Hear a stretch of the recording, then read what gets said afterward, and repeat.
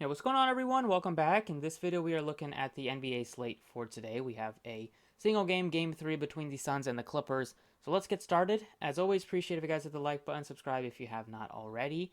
Clippers looking to avoid going down 0-3. The Suns lineup gets even tougher now with Chris Paul looking like he's going to be back tonight. So we will see if the Clippers are able to avoid going down 0-3 tonight. But looking at the captain plays today, we have Paul George.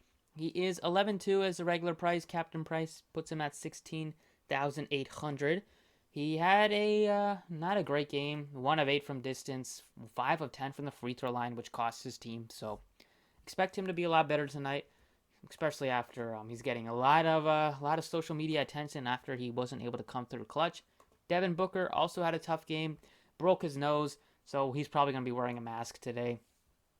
Chris Paul, he's back. He's only 94 as part of the utilities. In the flex or the captain spot, he's 14-1.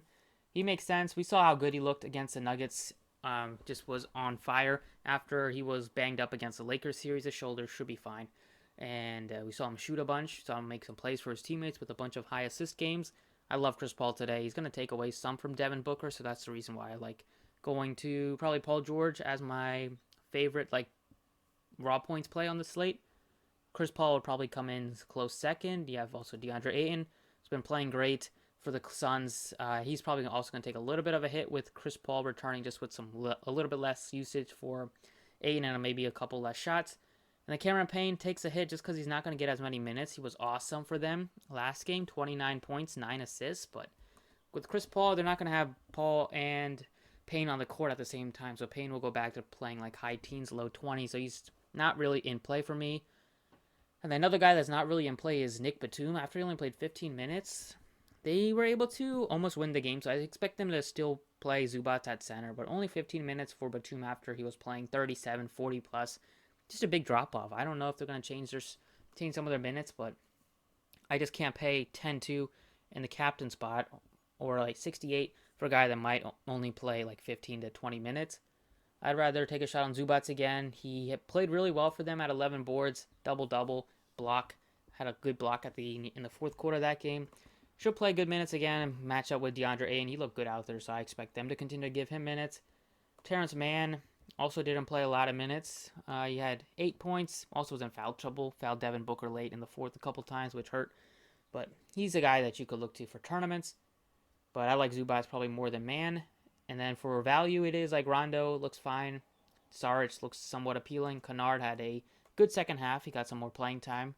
If they need him to get hot again, he could be viable. And then Beverly, who played 26 minutes, had a couple of threes. Just does what Pat Beverly does. Plays good defense, tries to get into opponents' heads. And one guy that didn't play much was DeMarcus Cousins. He ended up just playing 3.5 minutes. So if they're gonna start Zubac again, they'll probably go Zubac and then go with Batum as the small ball center. So I don't know if Cousins will get into the rotation today. And that's the last guy to mention. I talked about Sarge a little bit. He had a good game.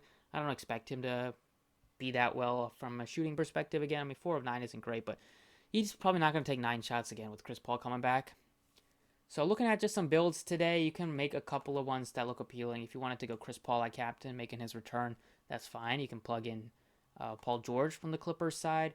Look to get like Zubac in there. Morris been struggling heavily, but he's still somewhat appealing just because he can get hot. But I'd rather go Reggie Jackson, who's been so good for the Clippers since Kawhi's been out. He's been super consistent in terms of a scoring perspective. You can plug him in. It leaves you with about 58-50. I think these 4 look great. If you wanted to go Zubac at captain, you might be able to get up to one other stud. Go Zubac, Paul George, maybe Devin Booker, Chris Paul, and then you can maybe go Rondo instead. So at least you're able to get both of the Sun studs in there, Paul and Booker, and you don't really get any of the role players, but I think that is fine if you wanted to build something like this. But right now, I definitely love Paul George in the lineup. I like Reggie Jackson, Paul, and Zubac are probably the core that I like. You can mix and match who you play at captain, but definitely think Paul George is going to have a big game for the Clippers tonight, and then I think Chris Paul will carry his Suns and him and Booker. Expect Booker might be a little banged up, but I think Chris Paul, well rested after he was out for a bit due to COVID reasons. He tested positive, but hopefully he wasn't too sick.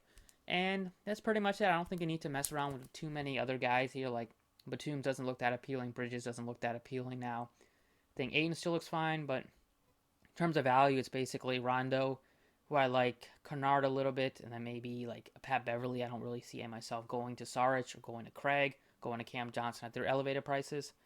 So that's it for the pretty much for the DraftKings side. Let's go over to FanDuel. All right, FanDuel Showdown's completely different story because you have a 2x, 1.5x, 1.2x. Usually it's pretty chalky in terms of who people play at the 2x spot. We saw last night with Giannis was probably the most popular, but Trae Young ended up doing great for the Hawks, leading them to a victory. Shout out to Trae Young. He's been awesome this ball in this series. Definitely making a big name for himself. So tonight at the MVP spot, I think Paul George is probably my favorite play just because he's at home. And with Chris Paul coming back, it's going to take a little bit less from Devin Booker. It's also going to hurt Paul playing next to Booker a little bit. So Paul George without Kawhi, I think he has the best shot of being the highest raw points play. The star position, I like Chris Paul today a lot. I like him more than Devin Booker, so I'll play him in. Leaves you with still over 10K left. I've been playing Reggie Jackson a bunch and has not disappointed. So especially Reggie Jackson with Batum, Man being similarly priced, doesn't make a lot of sense to go to those guys over a guy like Reggie Jackson, who you know the minutes are going to be there, production's there, and just been playing really well next to Paul George. And then you have Zubats, who looks great at 9,000, and another $9,000 player is like maybe Pat Beverly, but you'll probably go Zubats, and then you can look to maybe Rondo instead at 75, just because he will get you some decent minutes off the bench, especially as a ball handler, can get you some assists. Maybe he hit a couple of threes, which was nice to see. And that is it. There's nobody at a $6,000 range that will get you good minutes, so it's basically like Rondo as a value piece, Cam Johnson as a value piece, Zubats.